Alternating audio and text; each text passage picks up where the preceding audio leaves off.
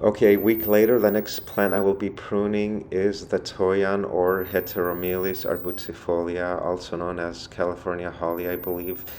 And this California native plant is probably the most vigorous grower. It's put on a lot of growth. It's more than 6 feet now. And not only will I be pruning it, but I will be shaping it into a small tree. And I'm really nervous about this one. But I believe this is a good time to do it. So what I will be doing, I'm going to be pruning or clipping the bottom branches and any lower foliage, and then work my way up. I have removed the rock so you can see exactly what I'm talking about. So I'm going to look for the strongest, thickest branch, which is right in the middle there. You can sort of see it from here. And then anything around that and below any branches that I want to keep, I'm going to prune away and take off some of the foliage as well.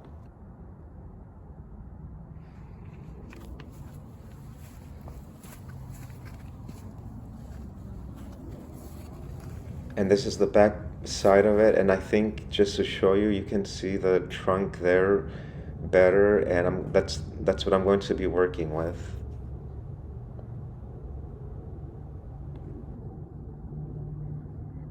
Okay, I'm done pruning, and that's some of the branches that I got rid of. It wasn't a lot, but it was enough to hopefully start shaping it into a little tree. But I made a mistake, and when I was removing the leaves, some of the leaves, I went a little bit too aggressive. I got a little bit too aggressive, and I started just plucking the leaves.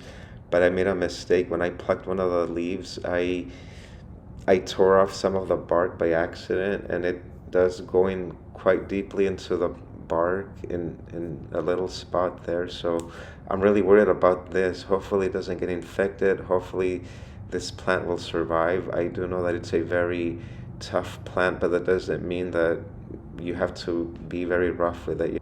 What I ended up doing is just to use a pruner to clip off the leaves, just to minimize any damage, or at least not to cause any.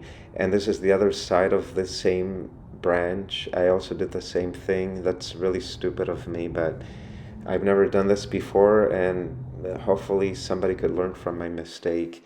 But I hope it'll be worth it, because this tree will be a stunner. It's a gorgeous tree. And it has a special place in my heart as well, because it's actually a Los Angeles native plant. How extra special is that, right? To have a Toyon tree in a Los Angeles garden. And what I didn't mention is that this shrub has been beaten up a little bit by the wind. It's been moved around, shifted. So the reason why I have the rocks at the base there is to keep it in place. And as you can see, this shrub is not staked or anything, and I'm hoping that it'll survive because I'm not going to be staking it.